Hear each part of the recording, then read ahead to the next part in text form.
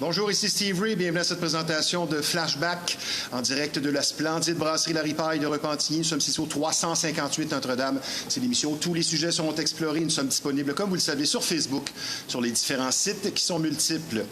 Une émission bien remplie pour vous. Aujourd'hui, une édition toute féminine et concernant notre troisième invité, la numérologie se veut l'une des sciences dites non conventionnelles les plus populaires et en ascension au cours des dernières années. Et aujourd'hui, nous allons retourner à la base avec le sujet de la chronique de notre spécialiste attitré, soit l'utilité de la numérologie.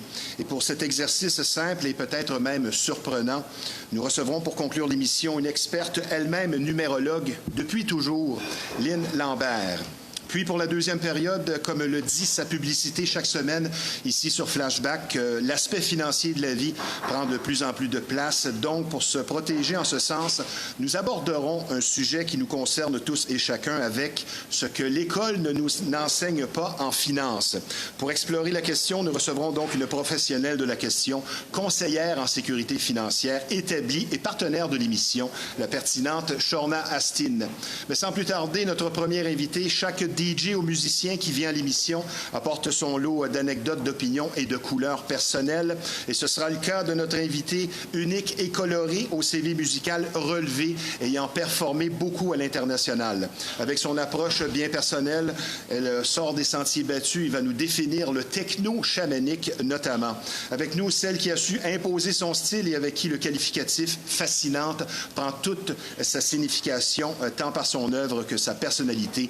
DJ Vicky Devika. Bonjour, Vicky. Bonjour, Steve. Merci beaucoup pour cette belle présentation. Bien, tout le plaisir est pour nous de te recevoir ici à La Ripaille.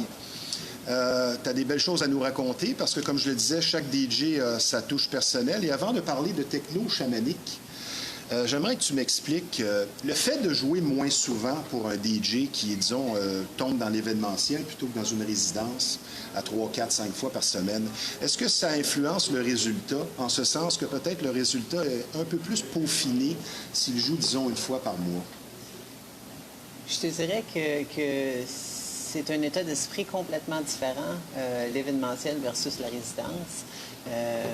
Malheureusement, la résidence, c'est plus quelque chose qu'on a aussi fréquemment. Oui. Autrefois, toutes les clubs...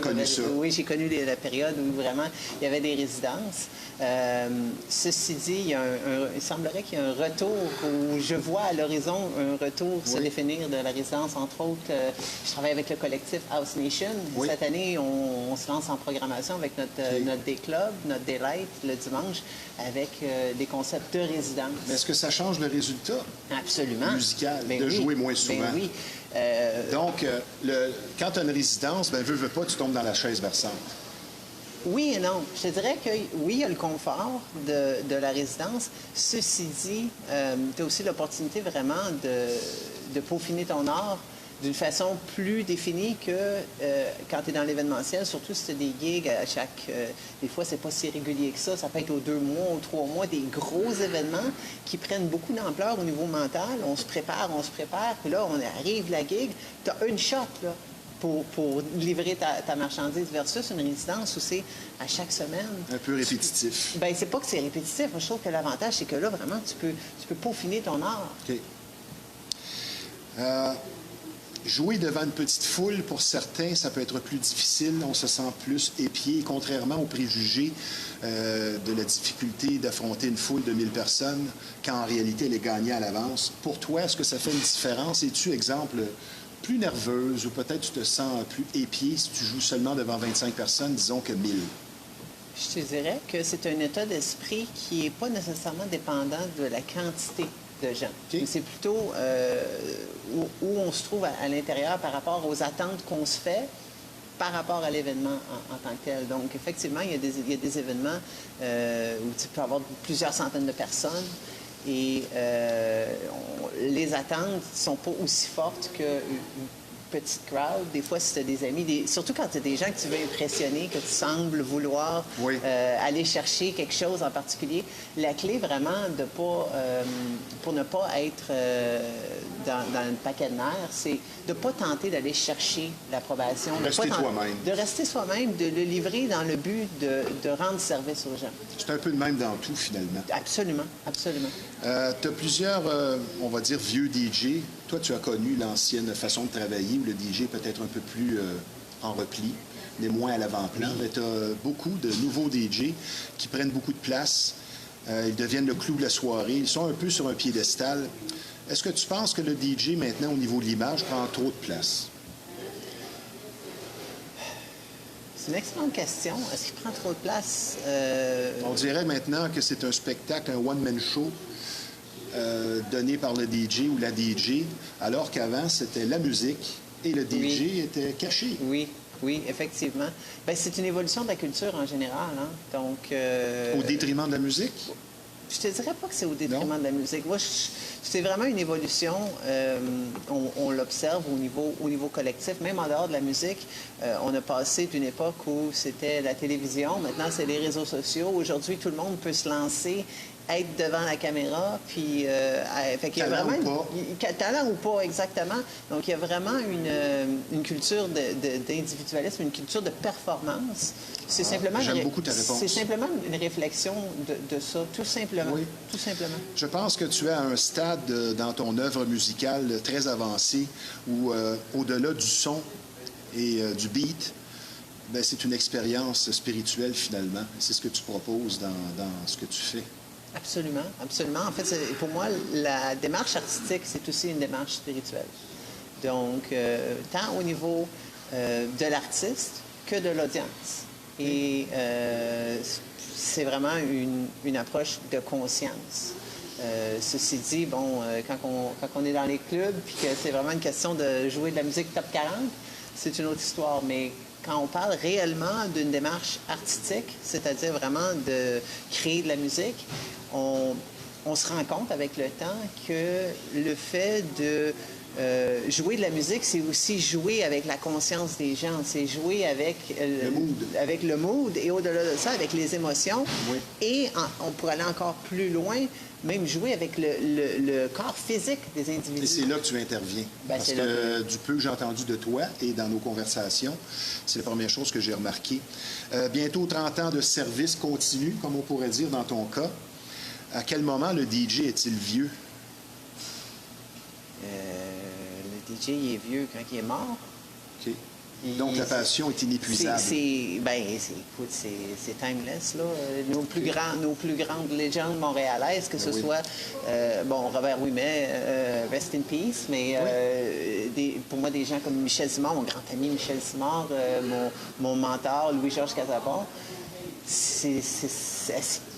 est-ce qu'il y a un âge où vraiment on est trop vieux? Et non. Probablement Louis-Georges qui explique ta présence ici après près de 30 ans, parce que ça a été une des personnes qui t'a le plus influencé au début. Tu l'écoutais et tu te disais, moi, c'est ce que je veux faire dans la vie. Absolument, absolument. Des moments parfois dans ces 30 années-là où peut-être, sans dire de découragement, mais de lassitude professionnelle parfois? Oh my God. Où ça n'est jamais arrivé? Ben oui. Oui? Ah oui, pas juste de la lassitude, mais oui, je pense que le découragement, la dépression, la remise en question, la descente jusqu'au fond. Puis là, tu tapes le fond puis tu continues à creuser. Mais finalement, tu remontes. Et c'est ce qui te pousse. Dans mon cas, oui. Ça propulse quelqu'un, c'est sûr. Effectivement, à chaque fois, c'est une remise en question, mais c'est aussi une opportunité de se réinventer. C'est une opportunité aussi de se poser la question, qu'est-ce qui s'est passé et comment je peux aller plus loin la prochaine fois et avec une conscience élargie. Okay. Si tu devais te définir dans ton approche à titre d'artiste DJ, tu nous dis quoi? En quelques phrases. En quelques phrases. Qui te définissent bien, là. Ouf, écoute, je suis à la recherche d'un courant de conscience. Okay. Donc, pour moi, la musique est un outil qui permet d'élever les consciences. Peu importe la mode. Peu importe la mode. Peu importe le courant musical premier. Peu importe la mode. Écoute, les êtres humains, il y a 5000 ans, il y a 10 000 ans, dansaient autour du feu avec des tam-tams. Ouais. Puis, là, on danse autour du DJ en aujourd'hui, boiler. on danse autour avec des glow sticks. Au lieu d'avoir des torches puis du feu, aujourd'hui, c'est des lasers puis des glow sticks. Puis au lieu d'avoir des tam-tams, on a un gros kit de son. Fait que, à la base, le principe reste le même. Et c'est ce que, quand je parle de techno-chamanisme, Ben, Parlons justement du techno chamanique qui regroupe les séquences vibratoires, la sonorité, évidemment, les rythmes, avec un certain effet. Et comme tu le dis si bien, depuis des millénaires, tu m'en as parlé en pré-entrevue, les gens se regroupent et dansent autour d'un feu. Le techno chamanique, en tes termes, c'est quoi? Le techno-chamanisme. Chamanisme. Chamanique, c'est l'adjectif. Oui, le chamanisme, c'est la tu es discipline. techno-chamanique. Oui, je dirais que toute forme de musique... Mais tu n'es que la messagère. Je ne suis que la messagère. J'ai rien inventé de tout ça. Donc, le techno-chamanisme, c'est une continuité de la culture chamanique. Donc, qu'est-ce que j'ai décrit? Des gens qui dansent autour du feu depuis des milliers d'années. Et tu es même l'auteur, ou l'autrice, si tu préfères, d'un livre sur le techno-chamanisme et ses principes ésotériques. Oui, tu peux continuer dans la définition. Donc, ce livre, principalement, se penche sur les principes techno-chamaniques dans la culture de la musique underground, spécifiquement. Okay. J'ai remarqué, depuis plusieurs années, à cheminer dans la musique underground, j'ai vraiment remarqué un parallèle entre ces histoires anthropologiques où vraiment, autrefois, les humains dansaient autour du feu et le parallèle avec les expériences que certains gens peuvent avoir sur le plancher de danse, des états cathartiques, des états de transcendance.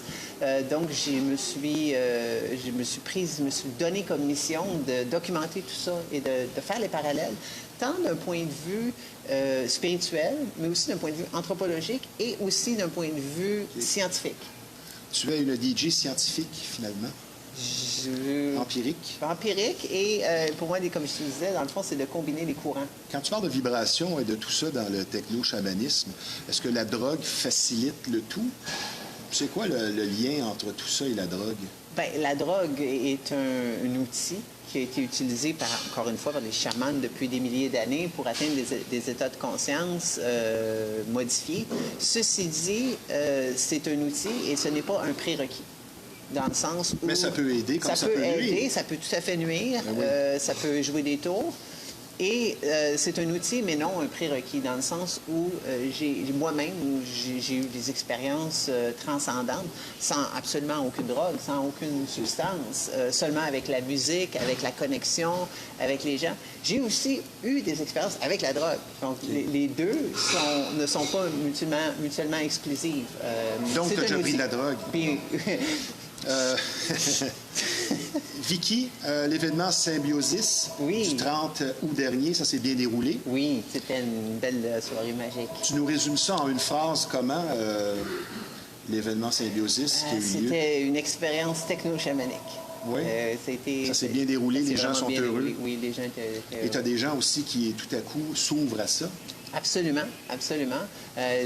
Nous, notre objectif, en fait, c'est mon bon ami Al Solara, Eric. Qui va venir à l'émission le mois prochain. Qui va venir bientôt, exactement, qui organisait cet événement-là et qui m'avait demandé si je voulais performer dans le cadre de l'événement Symbiosis. Il avait comme vision vraiment de partager un peu cette conscience-là, cette transformation-là. Donc, d'un côté, on a le cheminement musical, puis on avait aussi un petit trip esthétique à ce niveau-là, donc vraiment des décors et tout ça pour performance complète à tous les niveaux. Performance complète à tous les niveaux. Vicky, pour le commun des mortels, les gens qui ne sont peut-être pas au fait de tout ça, j'aimerais que tu nous parles de la fréquence du cœur, puisque tes instruments sont accordés à 432 Hz. Oui.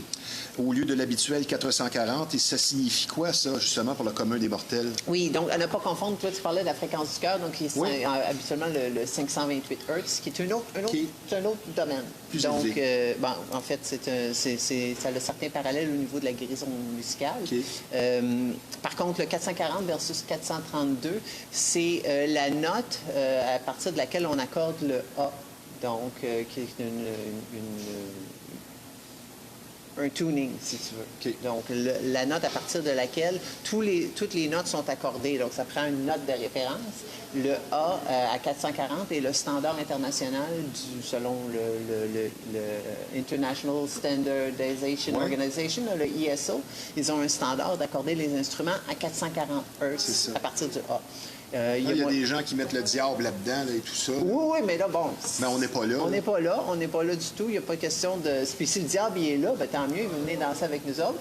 Mais l'idée, tout simplement, c'est que, encore une fois, de façon empirique, si on accorde les instruments à 432, donc si on utilise le point de référence, le A à 432 Hz, ce que ça fait, c'est que ça donne, puis ça c'est vraiment subjectif, là, on peut le percevoir, ça donne une musique qui semble être plus douce, qui semble être plus calmante. Qui est ton objectif? Bien, qui était l'objectif, effectivement. Ce que je ne veux pas dire que cet objectif-là a été atteint, a été rempli, là, mais c'était l'objectif. Donc, tu réussis et tu réponds à ma prochaine question. Tu t'adaptes sur la demande ou tu t'imposes, mais toi, tu imposes ton style et c'est probablement ta clé pour avoir perduré si longtemps. Je te dirais que c'est donnant-donnant. C'est important, ça reste important de s'imposer, dans le sens où si on fait appel à mes services et on me book, ben, c'est pour m'entendre moi. Si je book tel DJ, ben, c'est en tant que promoteur, quand tu vas aller chercher un artiste, quand tu vas aller chercher un DJ, tu vas chercher son son en particulier. Donc, il ne faut pas avoir peur de partager, d'imposer son son. Ceci dit, il y a aussi le moment présent, d'être capable de s'adapter à ce qui est devant nous. Parce que la musique, c'est le moment présent. C'est tout simplement ça. Ça pourrait même pratiquement être sa définition. Donc, Vicky, DJ Devika, professionnelle depuis 1996. Tu as œuvré au Cyber Club, le Millennium de 98 à environ 2003. Puis tu es parti hors Montréal, exemple Gatineau, République dominicaine, Belgique, Honduras, Porto Rico, Miami. Tu as lancé plusieurs labels, comme tu me le disais. Tes débuts amateurs, bien, au secondaire, tu faisais de la radio étudiante, comme plusieurs d'entre nous, de 94 à 96. Et il n'y a pas d'influence parentale. Toi, ton influence parentale, bien, c'est un ami, Michel Simard, qui est ton père, finalement, la figure paternelle musicale. Oui, exactement, c'est Michel. Et tu lui dois beaucoup, finalement. Je lui dois beaucoup, tant au niveau musical qu'au niveau humain. Michel, c'est un être humain incroyable. Comme je dis souvent, c'est une âme tellement pure. Qui ne parle que de belles choses. C'est un passionné de musique. Donc, pour moi, ça, c'est non seulement très inspirant. Il va sûrement nous écouter, on va le saluer. J'espère qu'il nous écoute. Tu as eu un très bon exemple. Et oui, je te dirais que pour moi, Michel, c'est un exemple de magie au niveau musical, mais aussi vraiment au niveau humain avant tout. Et ça n'a pas de prix. Là. Tu peux être le meilleur artiste, puis tu pourrais être le meilleur musicien, puis si tu es un trou de cul, ça paraît. Tandis que quelqu'un qui est vraiment humain... Ce que je dis toujours, c'est que si tu n'es pas humain dans la vie, tu n'as rien.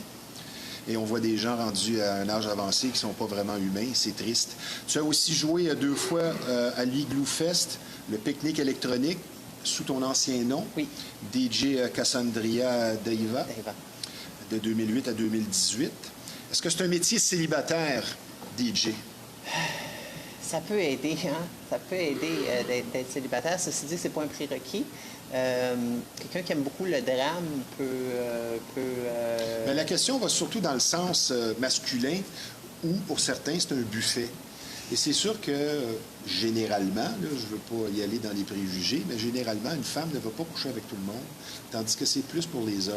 Et un DJ de 20 ans, 25 ans, 30 ans qui paraît bien, bien, il va finir par mourir d'une MTS tellement que c'est buffet ouvert. Mais dans ce sens-là, est-ce que c'est un métier célibataire? Écoute, même dans ce sens-là, je ne suis pas nécessairement d'accord. Je pense que quand la passion est avant tout la musique, c'est pas nécessairement le cas que... Même les jeunes, c'est pas nécessairement le cas qui sont là pour pogner, pour cruiser. Même je te dirais que la culture actuelle, je passe beaucoup de temps... Ça a beaucoup changé. Je passe beaucoup de temps dans l'underground, avec les jeunes. DJ. Et ben, je te dirais qu'en fait, là, c'est la dernière chose qui leur passe à l'esprit. Je te dirais que ça, c'est une conscience peut-être un peu plus vieille de l'époque des discothèques, de l'époque des clubs. Aujourd'hui, dans la culture underground, vraiment, c'est la musique qui prend toute la place. D'accord avec Puis toi. même à l'âge de 20 ans, écoute, j'en vois plein des nouveaux DJ, des nouveaux artistes qui sont vraiment au top de leur jeu, là, qui sont vraiment au top de leur game aujourd'hui. Puis je pense que la priorité, on le ressent dans ce qu'ils font, elle est vraiment au niveau de la musique. Vicky, une question que je pose à peu près à tous les gens de la musique, là, les DJ. Parfois, tu vas voir les vieux DJ reprocher aux plus jeunes, bon, ben, tu sais pas mixer. Et moi, ma question, c'est dans le fond, c'est-tu vraiment de savoir mixer parfaitement ou d'avoir un beau choix musical? Je dirais que c'est une excellente question. Je te dirais que les deux sont importants. Et si tu dois n'en choisir qu'un seul, ben, t'es mieux d'avoir un bon choix musical parce que tu pourras avoir une technique impeccable. Si la musique que tu joues est plate, ça n'épatera pas personne à part les autres DJ. Et voilà. La question incontournable, est-ce que la musique était meilleure avant? Toi qui se dis une grande nostalgique, mais malgré tout, est-ce que la musique était meilleure avant? La musique est tellement subjective. L'idée de la musique, la même chanson, la même track, dans deux systèmes de sons différents, lors de deux soirées différentes, va sonner complètement différent. Donc, est-ce que la musique autrefois était meilleure? Non. Est-ce que les expériences étaient meilleures? Par certains cas, oui. Mais il y a moyen, encore aujourd'hui, d'aller chercher des expériences transcendantales, des expériences d'élévation. Je me le suis prouvé qu'il n'y a pas d'âge pour aller vivre ces moments de magie-là. Donc, non. Le DJ sans expérience, est-ce qu'il peut arriver à ressentir cette vibration ou vouloir la transmettre, cette dimension plus spirituelle de la musique que tu prônes et que tu pratiques? Absolument. Est-ce que ça va être beaucoup plus compliqué pour un DJ, disons, qui est seulement professionnel depuis 2 ans? Va-t-il même la comprendre? Je te dirais que même, possiblement, ça peut être plus facile pour quelqu'un qui est tout nouveau que quelqu'un qui arrive avec un 20 ans, 30 ans de bagage puis qui sait comment ça marche. Okay. D'avoir l'esprit ouvert est un prérequis plus important. Ah, et j'aime ce que tu dis. Des fois, on le sait, hein, quelqu'un que ça fait 20 ans, 30 ans qui est dans le domaine, si il est convaincu qu'il sait comment ça marche, ben il n'y a pas nécessairement place à apprendre de nouvelles façons de voir les choses. Ouais. Je te poserai pas la question si, étant une femme DJ, tu t'es sentie parfois exclue, puisque tu m'as répondu que non, tu n'as pas vécu vraiment de situation à ce niveau-là, mais je vais te poser la même question que je t'ai posée en pré-entrevue, si tu te rappelles. Est-ce que le fait d'avoir une femme aux tables tournantes va faire une musique peut-être moins agressive? Pas nécessairement. Mais peut-être. Ça dépend Parce que du typiquement, on dit que au-delà la des douceur, DJ. Il faut comparer des pommes avec des pommes, puis oui. des oranges avec des oranges. Mais tu sais, si tu écoutes la musique de Mistress Barbara, la musique de Nicole Moudaber dans la grosse techno, c'est-tu moins agressif parce que ce sont des femmes? C'est ça.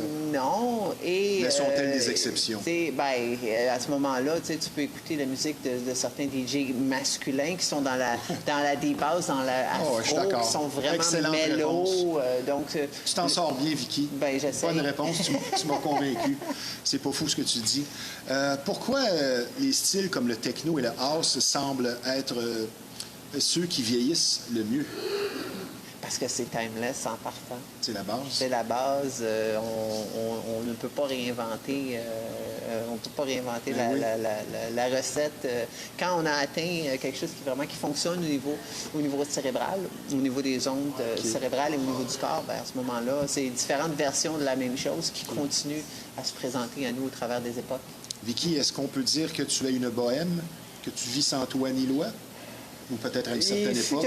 Il fut un temps. Oui. Mais je te dirais qu'aujourd'hui, c'est le fun d'avoir un toit et d'être bien enraciné dans ma réalité. On vieillit. On vieillit. On s'assagit. On vieillit, je ne sais pas si on vieillit, mais puis s'assagir, on repassera. Okay. Mais du moins, je te dirais que oui, on évolue. Ce serait le bon Vicky, c'est un grand plaisir de te recevoir ici. On va prendre une petite pause, ça ne sera pas tellement long, puisque je vous rappelle que vous regardez l'émission Flashback en direct de la splendide brasserie La Ripaille de Repentigny. C'est un endroit charmant et un personnel souriant, mais surtout accueillant qui vous attend ici. On vous offre d'excellentes assiettes, et ce, 7 sur 7. Et la spécialité de l'endroit, la pizza au four à bois, qui est tout simplement extraordinaire. Donc, des spectacles de qualité, d'une atmosphère appréciée, de tout, pour tous les goûts. Nous sommes ici au 358 Notre-Dame. Donc, la brasserie La Ripaille, une institution métique, mais surtout sympathique. Et je vous rappelle également que nous sommes présentement en conversation avec une passionnée de musique possédant une longue expérience aux tables tournantes, DJ Vicky Devica. Et comme à chaque semaine, je vous le rappelle, toujours autant d'activités tant sociales que musicales chaque week-end à la Ripaille de Repentigny. Et cette semaine ne fait pas exception. La promesse est tenue. Plaisir et musique, comme toujours, au programme. Demain, jeudi, le 4 septembre, 19h30, c'est la formation officielle de la Ripaille qui vous attend sur le Powerhouse Band pour ce qui est dorénavant instauré tous les jeudis, un jam session où le public est invité à venir performer, pratiquer avec nous sur scène. Donc, apporter micro et instruments de musique pour l'occasion. Des musiciens d'expérience vous attendent ici sur place pour un plaisir musical assuré. Et c'est tout à fait gratuit, tout comme le lendemain, dès 20h, le 5 septembre, avec les vendredis à Julien. Et parlant de Julien Tremblay, dis-je bien, il est non seulement performant, mais aussi apprécié partout où il passe. Il est pression publique, très drôle comme humoriste et excellent musicalement. Puis vendredi, toujours le 5 septembre de 18h à 22h. N'oubliez pas, dans le cadre de notre concours Barman-Barmaid d'un soir cette semaine, autour de la sympathique Amy Bergeron, de vous servir avec le sourire. Et de plus, ce sera son anniversaire, donc 2 raisons plutôt qu'une d'être des plus heureuses. Nous serons aussi en mode karaoké, et ce, dès 19h30. Et je vous rappelle, un grand prix de 500 $ aux gagnants. Et pour vous inscrire par le web, Larry Pie 358 à commercial gmail.com. Et ce samedi, le 6 septembre, 22h, pour conclure un autre week-end de diversité musicale comme seul Larry Pie sait vous offrir. Un autre événement toujours très accouru et attendu, soit le Dance Hall Addiction, produit par Beat Bash Promotion, avec cette fois CJ aux commandes de la soirée. Pour l'anniversaire aussi, c'est le Birdie Bash de DJ Rave, et l'animation est assurée par MC Jaja Bless. Donc, beaucoup d'actions et de bonne musique en perspective. Des billets à seulement 10 $ au www.beatbash.ca ou 20 $ à la porte. Samedi, donc, le Dance Hall Addiction. Et par ailleurs, n'oubliez pas, une nouveauté à Larry Pie, l'occasion parfaite pour se faire de nouveaux amis. Les dimanches dès 11h, venez dîner ou déjeuner avec nous, amateurs de danse en ligne, avec de l'excellente musique pour ce type d'événement. Donc, comme vous pouvez le constater, chaque semaine, beaucoup d'actions et de tout pour tous les goûts à la brasserie Larry Pie de Repentigny. Et ce, depuis 1975. Et notre promesse, plaisir, musique et excellente nourriture. Maintenant, sur une note un peu plus sérieuse, vous allez être traité avec beaucoup d'écoute et de compréhension si vous vivez une infestation. Et vous aurez compris ici qu'on parle de bébites, et pour certaines familles, c'est carrément un drame. Et plus vous attendez, plus le problème va s'aggraver. Donc, la solution à une infestation, c'est Rive-Nord Extermination. C'est près de 40 années d'expérience qui vous attendent sur place. Une entreprise familiale très sérieuse et un service personnalisé. Donc, la solution à une infestation, Rive-Nord Extermination, le numéro de téléphone dans le 450, le 582-6706. Ma chère Vicky, assurément, tu es une personne humble, manifestement, je veux dire, ça paraît. Mais faut-il avoir une personnalité un peu show-off pour performer sur scène et être DJ de nos jours? Ça peut pas nuire. Donc, ça peut aider. Comme tu l'as mentionné plus tôt, là, on est loin de l'époque où on avait la petite cabine dans le coin, puis tu pouvais mixer avec la tête baissée. Même l'animateur était caché parfois. Absolument, absolument. Donc oui, aujourd'hui, ça peut aider d'avoir une personnalité, d'aimer, disons, la visibilité. Je vais te citer Garou, un artiste très connu sur les ondes du FM 98.5 il n'y a pas tellement longtemps, une question que j'ai posée à d'autres intervenants du monde de la musique. Et il disait, l'artiste recherche l'amour. Un commentaire là-dessus. Est-ce que c'est pas le cas de tout le monde? Bonne réponse. Ceci dit, je fais un petit bémol ici. Je dirais, idéalement, l'artiste devrait, plutôt que de tenter de chercher l'amour, devrait tenter à le répandre. OK. Ça devrait être notre objectif. Du moins, moi, c'est quelque chose que, à chaque fois que je me prépare à performer, j'essaie de prendre un moment pour transformer cette conscience-là, c'est-à-dire plutôt que d'aller chercher de la crowd, comment est-ce que je peux transformer ça et vouloir le livrer, le donner, le projeter. Plutôt que de le prendre, comment est-ce que je peux le donner? As-tu un rituel d'avant-prestation? Es-tu nerveuse? As-tu une certaine adrénaline, des habitudes particulières, des objets fétiches? Ça se passe comment dans ton cas? Tout dépend. À savoir si je vais être nerveuse, si je vais avoir de l'appréhension avant une performance. Ça dépend de l'événement. Ça dépend de l'événement. Et quand ça survient, là, quand je me rends compte que justement il y a cette nervosité-là, là, je dois me questionner à savoir à quel endroit où est-ce que je suis en train de tenter d'aller chercher, justement, d'aller chercher soit une approbation, d'aller chercher l'énergie des gens. Donc là, je vais prendre un moment pour transformer ça, puis ça, c'est vraiment une transformation intérieure de conscience. Donc, plutôt que me rappeler que je ne suis pas là pour prendre, mais que je suis là pour donner. Ah, j'aime ta réponse. Et quand tu es là pour donner, ben tu n'as plus de nervosité. Ah, c'est tellement bon. Tu es là pour donner. C'est tellement vrai. Et c'est la clé. Et c'est la clé. On va y aller maintenant. On va procéder avec quelques questions rafales. Nous sommes bousculés par le temps. Tu réponds par un mot, un nom ou une phrase. Quand on a une mauvaise journée pour différentes raisons, la fatigue, ça nous tente moins, on s'est peut-être chicané avec quelqu'un, on fait quoi pour se motiver devant ces engagements professionnels du soir même? La conscience. On transforme la conscience. OK. Qu'est-ce qui fait qu'un morceau, un tube, sera un succès et va traverser les époques? L'argent. Comment? L'argent. Oh, wow! Y a-t-il une différence pour toi de jouer au grand jour ou en boîte le soir? Oui, c'est C'est le quoi jour la et la nuit. différence? Ouais. C'est quoi la différence pour toi? C'est le jour et la nuit. OK. As-tu une préférence? De plus en plus de jours? J'ai toujours été partiel à la OK. nuit. Est-ce qu'on peut dire que le job d'artiste DJ, ben, c'est une job de ressenti et d'émotion avant toute chose? Oui, Pour quelle raison? parce que c'est vraiment une question de connexion à la musique. La raison principale qui explique la chute du nightlife, ce serait quoi? Je te dirais que c'est une transformation et non une chute. Oui, on en a parlé et j'ai bien aimé ton point de Il y a vue. énormément d'activités au niveau de l'underground, c'est juste que ça se passe pas au même endroit. Dans les clubs, tout ça, il y a des événements massifs chaque week-end, partout à Montréal, partout dans le monde, en fait. OK. Historiquement, es-tu plutôt frileuse de faire jouer des chansons commerciales top 40 qui sont non seulement brûlées, mais même calcinées par la radio? Est-ce que tu es frileuse par rapport à ça? Oui, mais c'est pas mon créneau, c'est pas mon domaine. J'entendrai pas du Madonna si je vais te voir jouer. Ça dépend Non, hein? où, ça dépend ça dépend quel track de Madonna, ça dépend, OK. ça dépend de mes règles générales. Disons que du top 40, là, c'est pas mon créneau. C'est quoi le préjugé le plus tenace envers les DJ? Pour quelqu'un qui ne gravite pas autour de Je ce connais pas milieu. ça, que c'est juste que c'est juste des jukebox qu'on fait juste jouer de la musique. OK. Le besoin de créer est à la base de l'artiste. Oui, oui, Tu le vis? oui, oui. Le besoin de créer, c'est un besoin de partage. Le besoin de créer devrait être une extension du besoin de partager.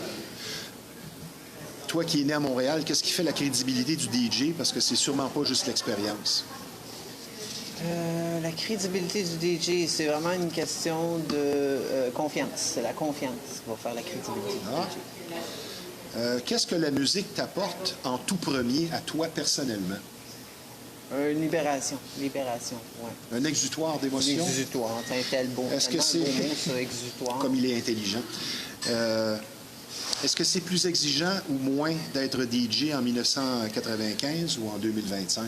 Oh my God. Pour le débutant, Ben, disons. C'était tellement plus facile à l'époque pour des raisons différentes, là, mais tu n'avais qu'à te lancer comme DJ et tu étais effectivement DJ. Tout ce que ça prenait, c'était la possibilité d'aller acheter quelques vinyles. Ah. là. Mais il n'y avait pas tout un paquet d'autres métiers connexes, là, comme spécialiste du Ouais, marketing et exact. autres. Là. Fait que oui, c'était Le pire défaut du DJ serait, de se prendre trop au sérieux. bien évidemment, ton plus beau moment en carrière, même si c'est difficile à répondre, qui te passe par la tête, une rencontre ou une soirée quelconque, un événement. Fermeture de John Aquaviva à Punta Cana en 2013. OK. J'ai fermé de sa soirée. Une soirée Extraordinaire. magique. Une soirée magique sur la plage. Dans la section anecdotes savoureuses et croustillantes, tu as vécu quelque chose à Miami où tu as retiré la mauvaise clé USB. C'est plutôt gênant. C'était très inconfortable là, d'enlever la clé du CDJ. À l'époque où c'était une nouvelle technologie, hein, les links, donc ça a fait mal. Ça a fait mal à l'ego, ça a fait mal au moment présent, ça a fait mal à bien des Ah, ben choses. ça arrive à tout le monde, c'est le métier qui rentre. Absolument. Oui, non, mais le métier, il avait déjà rentré. Tu sais, c'est enlever le mauvais disque, par exemple, qui c'était déjà arrivé à tout le monde. Ça, tu sais, Ah, tu j'ai levais vu la toutes sortes mauvaise de aiguille. Non, choses. mais tu sais, tu levais la mauvaise aiguille dans le temps. Là. Tu sais, oups, peut-être la remettais. Le mal Ça, est fait. c'est correct, surtout en début de soirée, dans un petit club vide. Mais là, quand on parle d'une soirée à Miami devant plusieurs centaines de personnes dans un gros club, Ben oui. en peak time, puis tu commences ton set de même, là, c'est ordinaire. As-tu rougi? Ah, j'ai probablement... Je devais être mauve. Complète la phrase, s'il te plaît. Le métier de DJ n'exige pas de diplôme, mais... Ben de la patience. Et une petite dernière, comment sera le DJ de demain? Ben chanceux. Un robot? Non. Bien chanceux parce que moins d'opportunités de jouer. Je vais laisser ça à 3 petits points. OK. Vicky, des événements à venir que tu voudrais nous partager? Oui, ben, on a la saison de House Nation qui commence le deuxième week-end d'octobre. Là, je pense que c'est le 12. OK. C'est tous les dimanches, notre day club avec la gang de House Nation. Donc ça, c'est vraiment, si vous êtes passionné de musique underground, pas manquer ça. Oui. C'est une belle occasion aussi Des très bons DJ sur Ben, place. c'est une belle occasion de connecter avec le trip Fraterniser After avec, Hour, ben oui. mais en plein jour. Donc, pour quelqu'un qui ne veut pas sortir puis comme c'est ça. se maganer, puis oui. les dimanches après-midi, on a vraiment un vibe de famille, c'est une ambiance familiale, c'est vraiment quelque chose. Puis la qualité sonore, elle est incroyable. C'est vraiment toute une saison qui s'en vient, c'est tous les dimanches, puis ça dure tout l'hiver. On fait une pause durant l'été pour le pique-nique, parce qu'on le pique-nique qui avait lieu là, il y a le pique-nique électronique qui est à chaque semaine pendant tout l'été au complet. Là, c'était au Parc Jean-Drapeau de Montréal le week-end dernier. Ben oui. Merci de ta présence à l'émission. Je te souhaite encore de nombreuses années de pratique selon tes désirs. Félicitations pour une belle carrière et ton inépuisable passion. Et DJ Vicky Devika, je te dis tout simplement à bientôt. Merci d'avoir été des nôtres. Merci beaucoup. Merci. Merci. Maintenant, adressons-nous aux jeunes et aux adultes qui entretiennent le rêve de faire du théâtre, du cinéma ou de la télé afin d'apprendre les techniques, comment jouer, faire parler vos talents et ainsi devenir acteur. L'endroit parfait d'excellente renommée où règne dynamisme et professionnalisme, c'est le studio de théâtre et cinéma Catharsis. Tout pour apprendre les subtilités du métier. Une équipe d'enseignants qualifiés, expérimentés du milieu s'occupe de vous. L'improvisation, le chant sont également au menu des cours offerts pour une formation complète et utile. Le studio Catharsis offre donc une variété de cours pour l'art de la scène dans un but récréatif ou plus sérieux vers une carrière professionnelle. La diction et la prise de parole en public sont aussi abordées comme l'exige le métier d'acteur. Et la propriétaire et actrice elle-même, enseignante depuis près d'un quart de siècle, Caroline Bernard dirige donc une équipe bien rodée, expérimentée pour vous transformer. N'attendez pas donc pour la prochaine session qui approche à grands pas afin de suivre une formation comme seul le studio Catharsis vous offre afin d'atteindre vos objectifs. Et pour nous rejoindre, c'est plutôt simple. Tout simplement, donc, studiocatharsis.ca ou le 514-817-6108 pour une formation de qualité éprouvée. Le studio de théâtre et de cinéma Catharsis, c'est beaucoup plus qu'une école de théâtre. Maintenant, l'aspect financier de la vie semble prendre de plus en plus de place et afin de vous éviter un stress quotidien inutile en rapport avec votre situation financière pour une approche efficace et sincère, la solution, c'est Shorna Astin, experte conseillère en sécurité financière.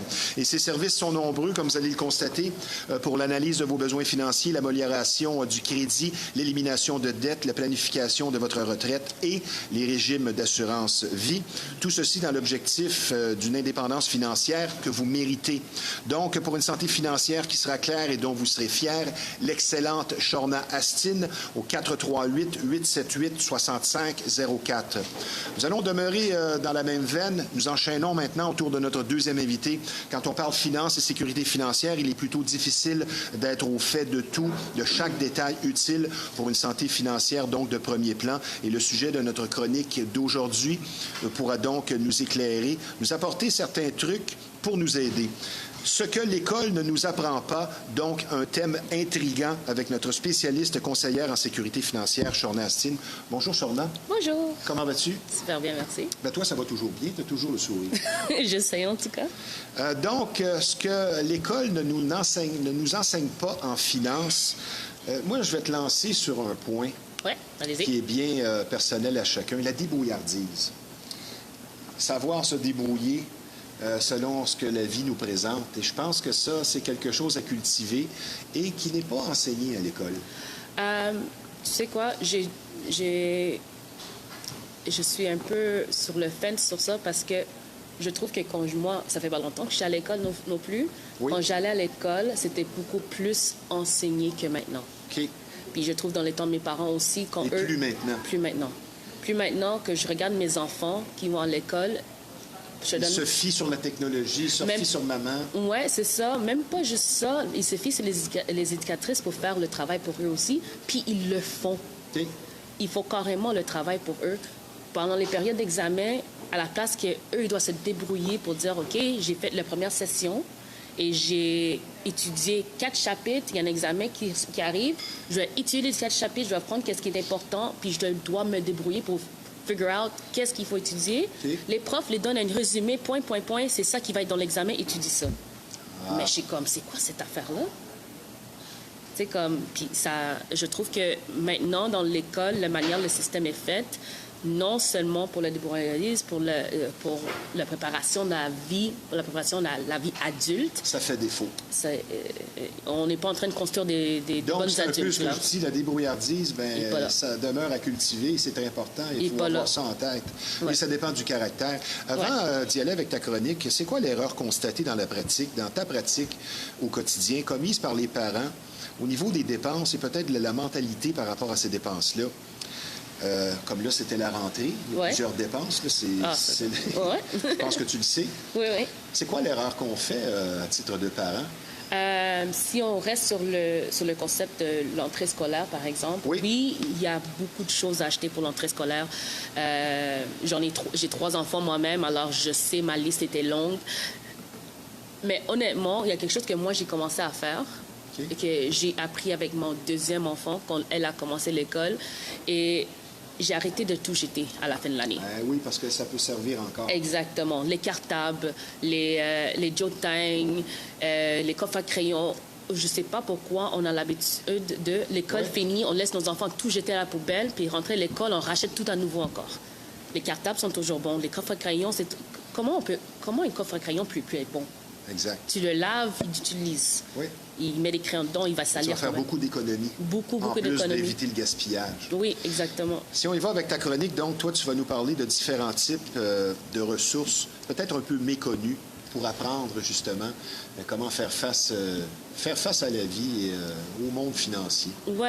Mais en parlant de la chronique, je ne vais pas rentrer deep en détail, mais je vais laisser quand même assez général. Puis si toi, tu as des questions... oui. c'est ça.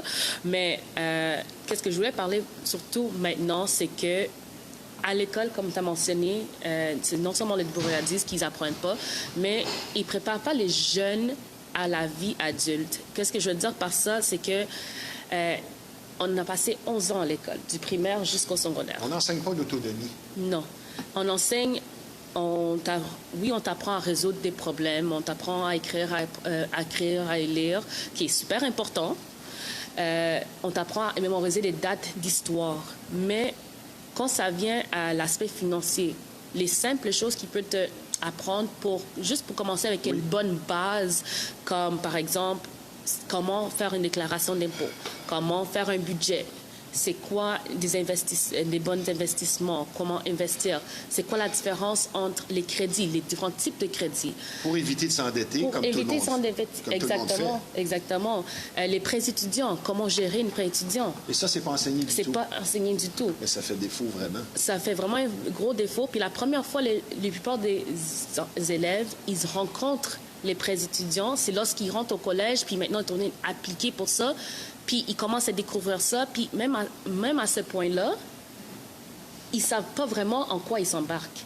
Ils ne comprennent pas la gravité d'aller chercher cet argent-là, même s'ils te donnent une bourse, à quoi ça s'implique. Ben oui. Puis c'est même pire encore parce que eux ne le savent pas.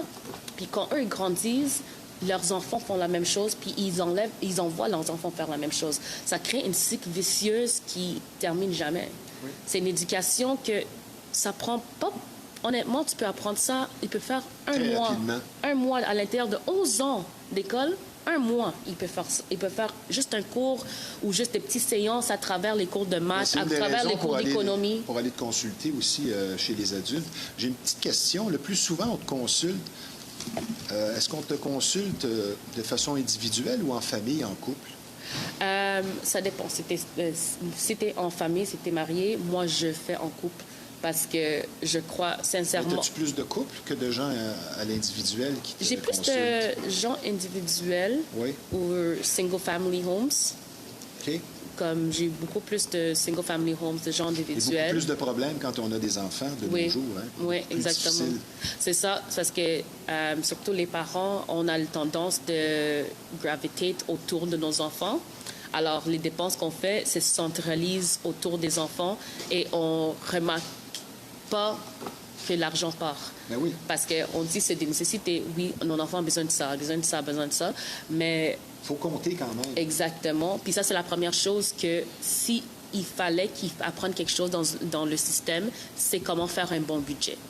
C'est comment établir un budget et le suivre. Parce que ça, c'est fondamentalement quelque chose que sans ça, tu non, es... c'est la banqueroute.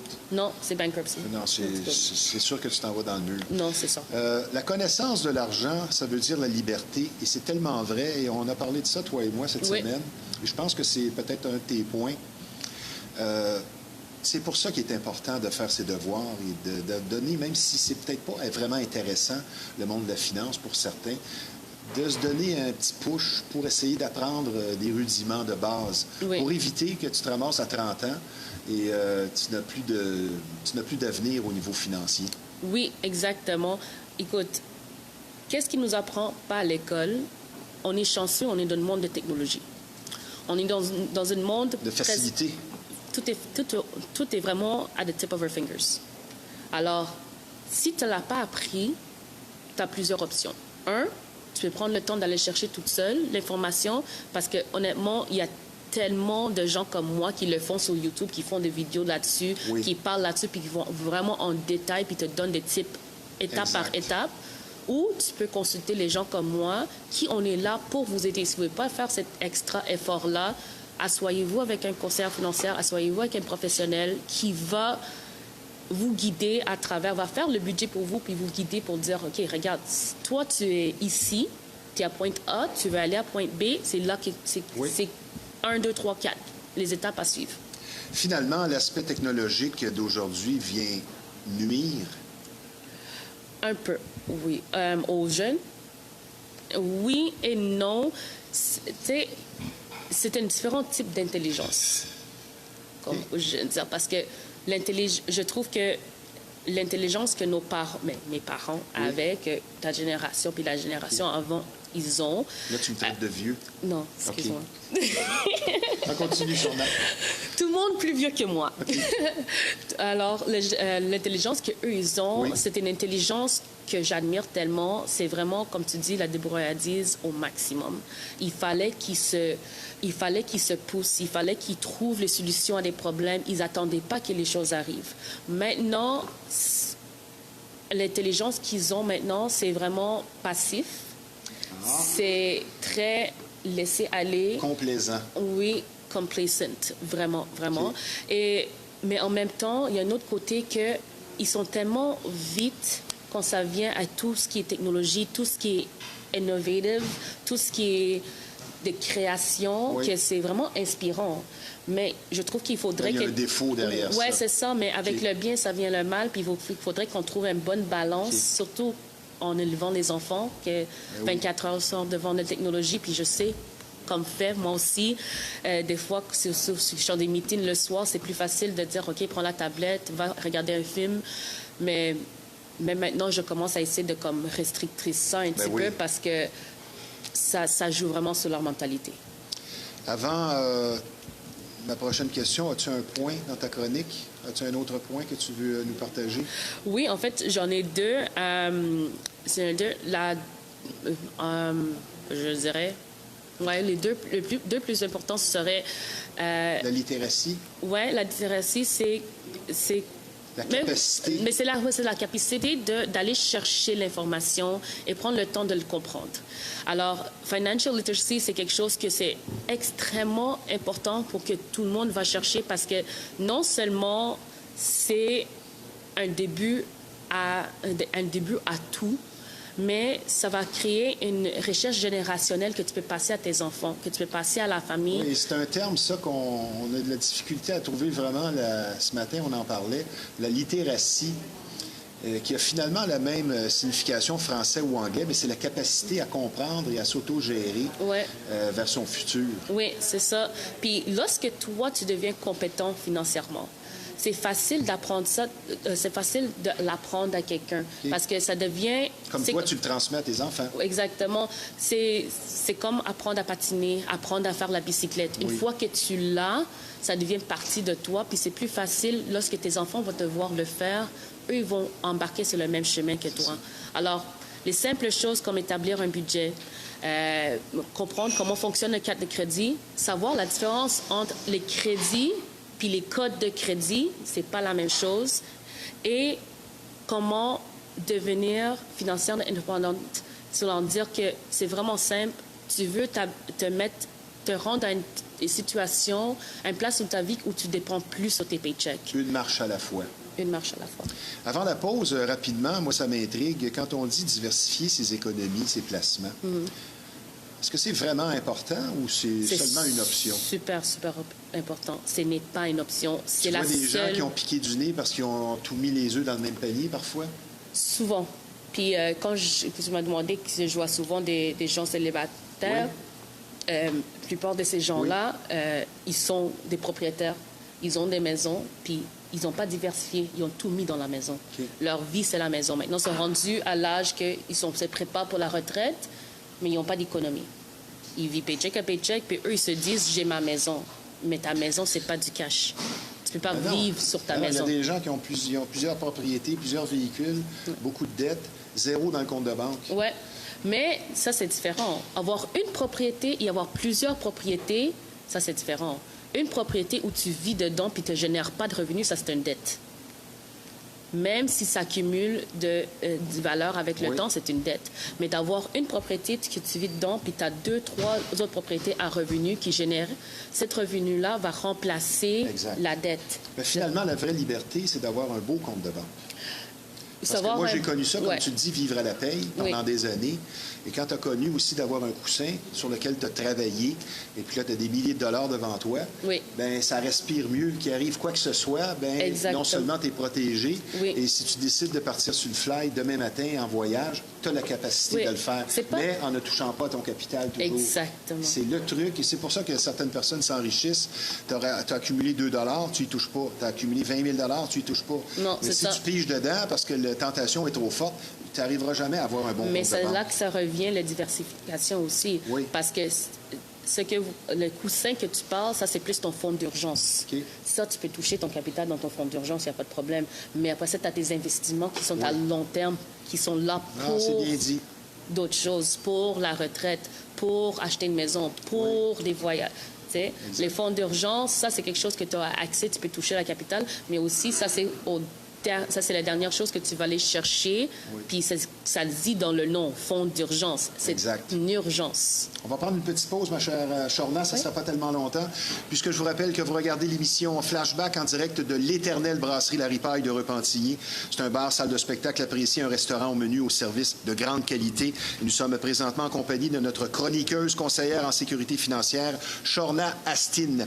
Et de nos jours, il est de plus en plus difficile de trouver un service de coiffure et barbier traditionnel. Et c'est justement ce que vous offre l'unique salon de coiffure et barbier Roger, un endroit qui existe depuis plus de 50 ans, ce qui en dit long sur sa popularité et fiabilité. Donc, des services de coiffure et coupe classiques, de barbier, de teinture et de mèches hommes et femmes. Non seulement une crédibilité établie sur du solide, mais surtout une courtoisie et un professionnalisme inégalé.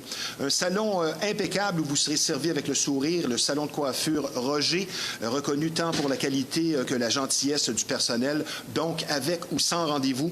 Situé au 313 rue Notre-Dame à Repentigny, le numéro de téléphone dans le 450, c'est le 582-2525. Le salon de coiffure et barbier Roger pour une satisfaction et un service de qualité assuré. Et je vous parle maintenant d'un endroit spécialisé dans le domaine de la mécanique et de son entretien et qui propose un rendement des plus crédibles et reconnus. L'atelier de mécanique générale Fast Tuning pour la qualité d'un service exclusif et ce, à des prix compétitifs, un personnel accueillant et un service compétent, spécialisé aussi en véhicules européens. Une bannière existant déjà depuis près de 20 ans, donc une fiabilité reconnue. Un garage pour faire du millage, comme dirait l'autre. Fast Tuning, c'est situé au 223 Notre-Dame à Repentigny. Le numéro de téléphone dans le 450, c'est le 470-1333. Le client est notre priorité et notre promesse, un service de qualité. Conseil famille de la semaine. On a instauré ça maintenant dans tes chroniques. Ouais, un petit conseil pour la famille. Le conseil, ce serait ça.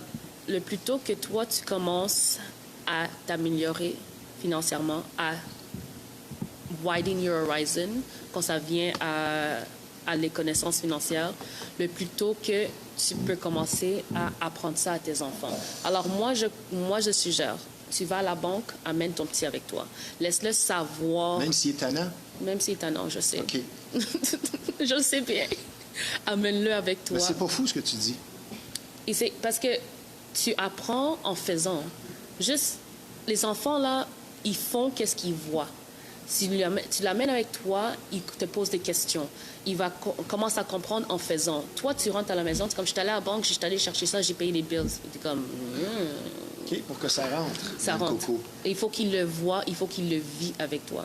Moi, honnêtement, avec mes enfants, mais on est... Tu sais, il y a des limites aussi avec l'âge, comme tu utilises ton logique avec à quel point que tu exposes avec l'âge, tu sais. Mais, tu sais, avec mon fils a 14 ans, puis presque tout, je lui dis. Tu sais, il veut ça, je suis comme, ça coûte combien? OK? Puis, mais il y a ça à payer. Il y a ça à payer. Je viens de te donner X montant pour ton allowance pour la semaine. Et je suis supposée de sortir de l'argent de où? Il faut que tu donnes quelque chose en retour. Tu veux ça, tu me redonnes quelque chose en retour. Ah, c'est bien. Responsabiliser. Oui, c'est ça. Il faut... Et là, c'est pas toujours facile d'être parent. Non. Et tu nous as raconté une histoire, on en a parlé ce matin, on a bien ri avec ça, que parfois, ils ont des réponses un petit peu directes étant jeunes. Ouais. Là, tu m'as raconté une histoire où tu disais quelque chose à ta plus jeune de 4 ans. J'espère que tu nous expliques ça un petit peu, qu'est-ce qui est arrivé, parce que la réponse est vraiment directe et très drôle. Non, c'est... Tu sais, sur le coup, maintenant, sur le coup, c'était pas drôle du tout. Puis j'avais une réaction de maman. Mais après, tu sais, comme en parlant, c'est super drôle.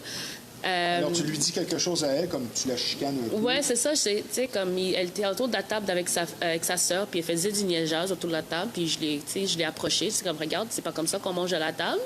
Puis elle arrête de manger, puis elle regarde sa sœur, puis elle dit, est-ce que tu entends quelque chose? Mais je suis derrière elle, puis je suis comme... Ah non, c'est... À qui tu parles? Je me mets à ta place, Chorna, sur le coup. Non, sur le coup, c'était pas drôle. C'était pas drôle. 4 ans. Mais elle, tu sais, comme ma petite, elle est quand même... elle a un caractère. C'est un scorpion, là. Elle est comme ma mère, puis elle est forte. Elle a une forte caractère. J'ai une question pour toi, Chorna, la spécialiste en sécurité financière, qui restera peut-être une question à développer dans des chroniques subséquentes. Quand on est près d'une faillite, on a des dettes accumulées nombreuses, on étouffe. Oui. À quel moment prendre la décision ou non de la faillite? Parce qu'on peut prendre aussi des arrangements, là. Oui, mais... Tu conseilles quoi là-dessus? Ça dépend, ça dépend de la situation, ça dépend de la personne et sa capacité de gérer cette situation-là et ses options. Parce que je peux pas dire tout le monde rendu à ce point-là prend le faillite. Oui. C'est pas la même. Je suis avec une cliente maintenant qu'on est rendu là, tu sais. Mais j'en ai un autre qui est situation est quand même proche de elle, mais l'éviter. Mais il peut l'éviter. So, c'est pas one shoe fit all. OK. Et ce que tu me dis, tu me l'as répété souvent, et je pense que c'est une de tes prémices dans ton métier, c'est que économiser, c'est une question d'attitude avant une question de chiffres et de nombres. Oui. C'est comment on aborde, dans le fond, toutes les tentations. Aller se promener au centre d'achat quand tu n'as rien à faire, c'est pas une bonne idée, exemple. Non, c'est très... It's tempting. C'est vraiment comme tu mets une carotte devant le cheval. Là, des carottes, il y en a plusieurs. Non, il y en a plusieurs carottes. As-tu un dernier point que tu voudrais nous partager sur ta chronique ou on passe à une question avant de terminer? Passe une question. OK. Chorna, si c'est une question d'attitude, c'est quoi la pire habitude qu'on a dans nos dépenses inutiles? C'est de pas savoir... Pas réfléchir avant? Ah, exactement. C'est de pas savoir où s'en va ton argent, de pas savoir qu'est-ce qui rentre puis qu'est-ce qui sort. Puis notre habitude que notre paycheck rentre puis on commence à juste payer. Il faut se payer soi en premier. Exactement. On a des mauvaises habitudes que oui, c'est bon de payer toutes tes factures, mais... Ne serait-ce que prendre 10 personnellement, commence je le par te fais, payer. tous les gains, il y a 10-15 qui s'en va de côté, je n'y touche pas. Puis tu vas remarquer quand tu fais ça, quand tu te payes en premier, une fois, on va dire que tu reçois un paycheck de 1 000 $, puis tu dis, OK, 100 $ direct, tu le transfères dans ton savings, puis tu ne regardes pas. Oui. Ça se fait tout seul. Oui. Puis toi, dans ta tête, maintenant, tout ce que tu vois, c'est que tu as 900 $ pour payer toutes tes factures. Exact. Tu ne penses plus à, à 700 $-là. C'est la clé. C'est la clé. J'aimerais qu'on termine en vendant un petit peu de salade. Ta priorité dans tes fonctions envers les gens qui te consultent, c'est quoi que tu as toujours en tête en premier, que tu cherches à transmettre, à enseigner? Ce serait, j'en ai plusieurs choses, mais si je focus sur la priorité, c'est d'être en bonne santé financière. C'est de construire une base. une fondation solide pour être capable de construire tout ce qu'il veut par-dessus. C'est ça. Mais si tu n'as pas ta base, le S'il y a pas restant, de ça va base, être du superflu. c'est comme si tu construis une dette maison. par-dessus dette, par-dessus dette. Exactement. Comme tant de gens le vivent. Exactement. As-tu des vacances ou des projets en famille à venir? Non, l'école Non. vient de commencer. Pour s'adjoindre tes services, si tu veux répéter ton numéro de téléphone. C'est 438-878-6504. Ben, ma chère Shorna Astine, je te souhaite une belle fin d'été. Merci pour la confiance et ta présence à l'émission. Et je te dis tout simplement, Shorna, à bientôt. À bientôt. Merci d'avoir été des nôtres. Merci. Maintenant, je vous parle d'un partenaire important de l'émission Flashback. Vous ressentez une fatigue constante, autant physique que mentale, et avez une difficulté à vivre le moment présent. Les soins énergétiques Alive, proposés par Shamana Shine, représentent une solution efficace et agréable afin de retrouver son énergie et se libérer du passé. Bégonia Barrero est une spécialiste d'expérience dont l'approche est complète et crédible. Soins énergétiques Reiki, massage énergisant Reiki aussi, massage tantra hypersensoriel, soins chamanique de tambour, coaching de vie ou même régression de vie passée ou présente. Pour un voyage à l'intérieur de votre cœur, Shamana Shine offre donc une gamme de soins complets pour un bien-être tant physique, émotionnel que spirituel. Pour une paix intérieure et retrouver le bien-être, Bégonia vous attend donc pour vous soigner grâce à ses dons et beaucoup d'attention. Donc, pour faire le plein d'énergie, Shamana Shine, 438-499-3308 ou tout simplement par Facebook. Comme plusieurs d'entre vous le savez, Linda Jonf est organisatrice de croisières éveil et bien-être et cette fois, on s'adresse au domaine animalier pour un voyage à venir de type traditionnel appelé tout inclus pour une semaine à Cuba dans la très belle ville de Varadero avec comme thème et proposition particulière, c'est l'initiation donc qui s'adresse aux toiletteurs pour chiens et chats pour la semaine du 17 au 24 novembre, donc pour un périple où la communication, les relations toiletteurs et clients à l'intérieur des entreprises de toilettage avec ateliers de gestion notamment seront à l'honneur afin de développer vos forces dans ce merveilleux domaine du toilettage et le tout pour apprentis ou experts, ça c'est bien important. Une expérience de ressourcement et de bien-être vous attend donc, tout comme une croisière pour tous cette fois qui est proposée du 17 au 24 janvier prochain. Donc pour une semaine de vacances vraiment instructive de ressourcement à Cuba du 17 au 24 novembre qui s'adresse aux toiletteurs, communiquez avec l'organisatrice par excellence pour un périple réussi, soit Linda Jonf, dans le 581-993-5145. Et je vous rappelle que Linda Jonf présente une expérience dans le domaine du toilettage de plus de 25 années. Donc, ça veut tout dire. Autour maintenant de notre troisième et dernière invitée, et non la moindre, de plus en plus de gens s'ouvrent aux bienfaits qu'offrent les différentes sciences non conventionnelles et deviennent donc des adeptes. Et notre invitée, vous la reconnaîtrez, pratique depuis des décennies, est une parfaite candidate donc pour analyser le sujet d'aujourd'hui, l'utilité de la numérologie. Avec nous, pour nous en apprendre encore plus, comme à chacune de ses présences, une numérologue d'expérience, comme on en rencontre rarement. Lynn Lambert. Bonjour, Lynn.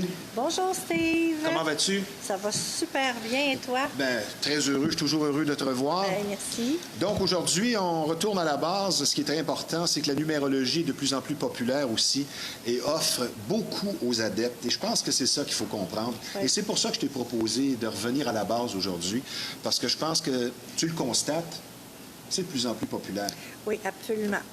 Les gens ils commencent à comprendre que justement, chaque nombre a une vibration et on peut s'en servir au quotidien. Oui. Alors, on peut... puis c'est un outil de travail, la numérologie. Exactement. C'est ce qu'on va développer tantôt. Je vais commencer avec une petite question, Oui, vas-y. peut-être au niveau de la perception, qui est peut-être imprécise de la numérologie. La numérologie, là, est-ce que c'est prédire l'avenir ou définir le présent? Écoute, premièrement, la numérologie, là, c'est pas de la magie, puis c'est pas divinatoire. Ça n'a rien à voir. C'est vraiment un outil de travail concret dans notre quotidien, justement pour évoluer en pleine conscience. Donc, savoir ce qui va arriver la semaine prochaine, tu n'es pas vraiment là pour ça. C'est pas ça, la numérologie. C'est ça. Ça n'a rien à voir avec Et je ça. tenais à le préciser OK. dès le départ. Parce que la numérologie, c'est vraiment un outil pour t'emmener, comprendre nos faiblesses, comprendre nos objectifs, aller travailler nos forces. Puis Oui. faut tout aller travailler ça. Bon, on a des défis aussi à relever. Alors, c'est ça que ça l'amène, la numérologie. Ça nous emmène à aller, à comprendre qu'est-ce qu'on peut faire, qu'est-ce qu'on peut mettre en place, justement, pour Et ton régler. premier point de ta chronique, c'est la numérologie, c'est un langage symbolique. Ouais. Ce n'est pas une superstition. Non, exactement. Ça veut dire quoi, tout ça? Ben écoute, puis même, je vais commencer comme ça. Et si les nombres, OK, si les nombres Oui. pouvaient parler, Ah, qu'est-ce qu'ils diraient sur toi? sur moi? Oui? Ah, je sais pas, il dirait... il est gentil. Ça, c'est sûr. pire. Ça, c'est sûr. Mais c'est plus que ça. OK. C'est beaucoup plus que ça parce que contrairement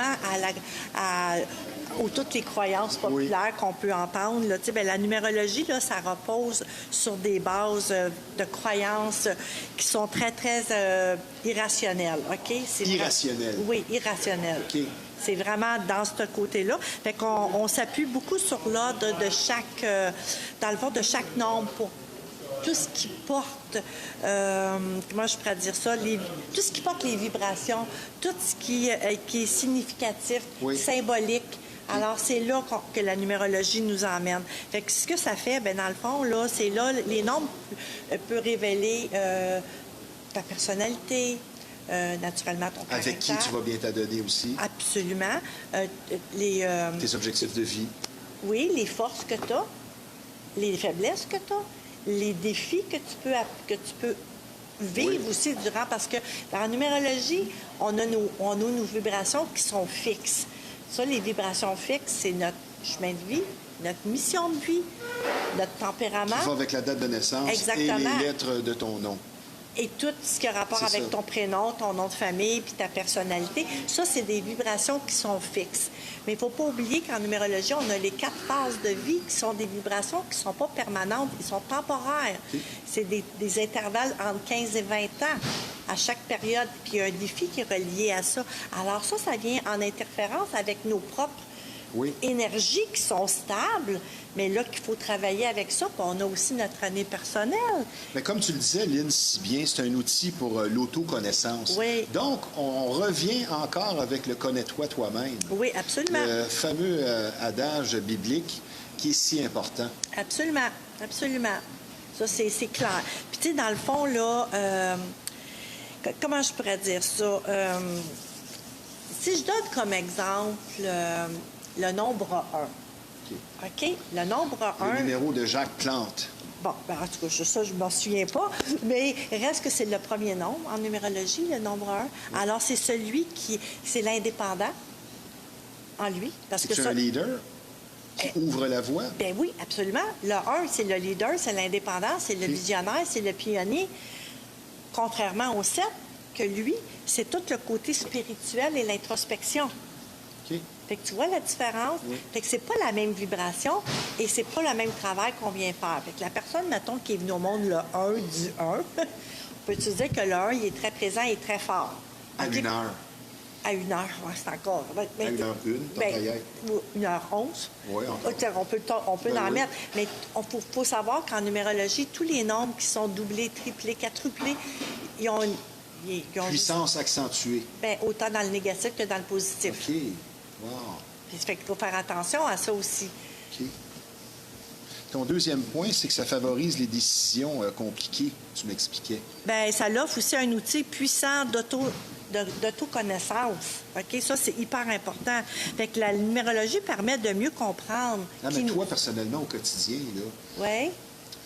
es-tu toujours en train d'analyser sur ton propre chemin à toi? Bon, ça va être quoi ma journée?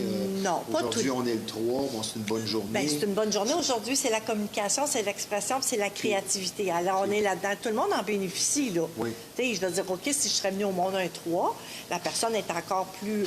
Donc, naître un 3, c'est bon.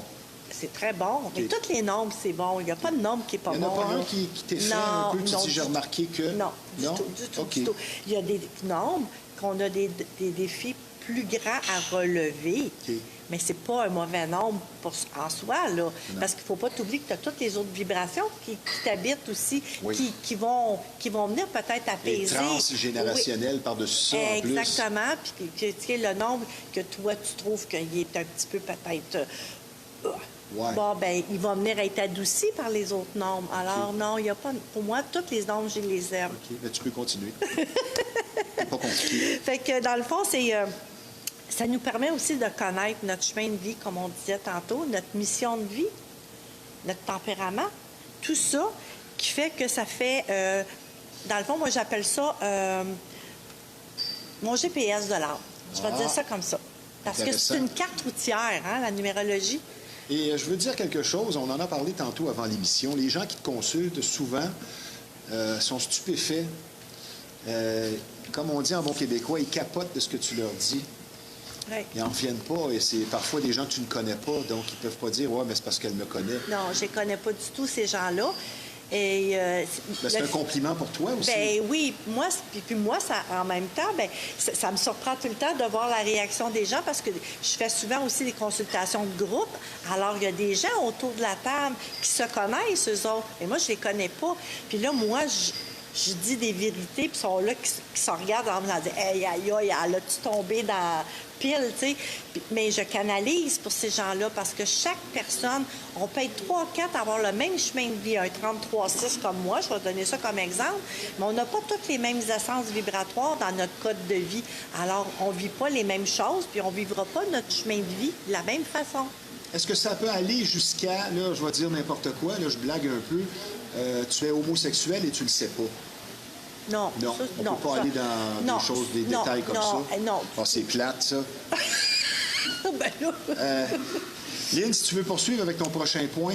Bien, mon troisième point, dans le fond, là, c'est la numérologie, là, elle aide à prendre des décisions alignées. Très alignées. J'aime ce terme-là. Oui, vraiment, là, c'est une, comme je disais tantôt, c'est une boussole hein, pour nos décisions.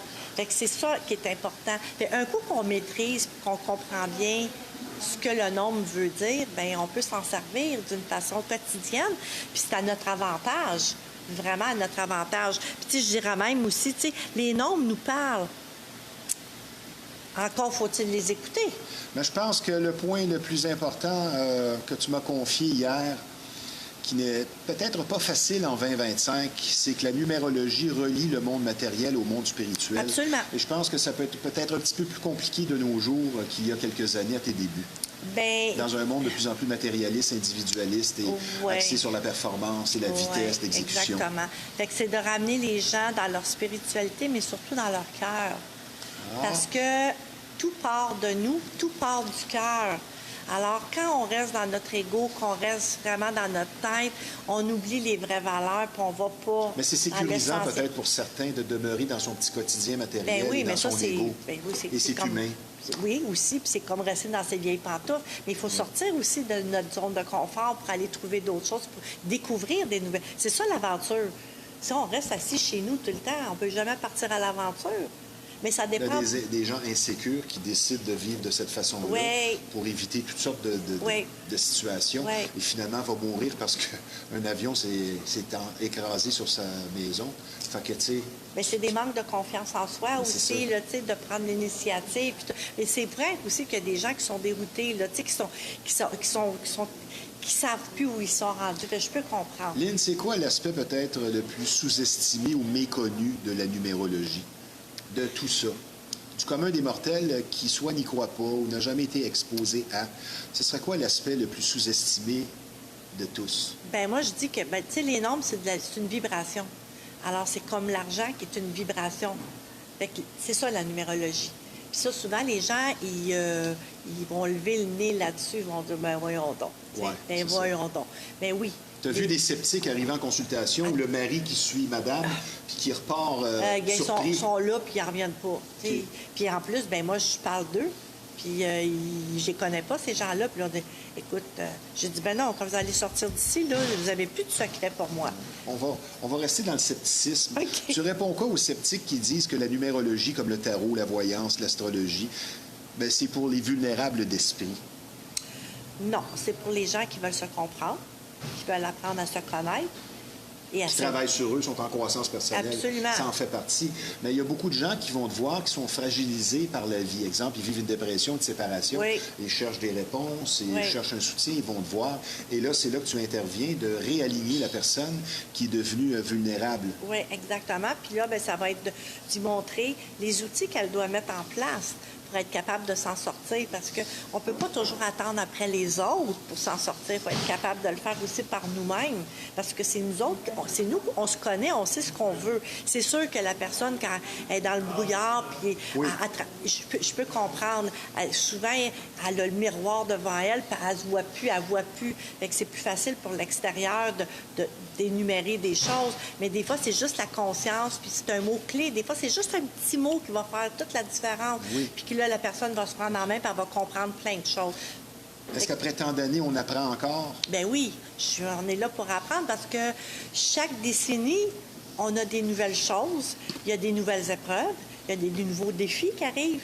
Il peut arriver plein de choses dans notre vie. On a des deuils à vivre, regarde, des catastrophes, il y a toutes sortes d'affaires. Oui, exactement, comme des pertes d'argent inattendues, puis que là, il faut se remonter. Tu pratiques la numérologie professionnellement, ça fait plus de 20 ans.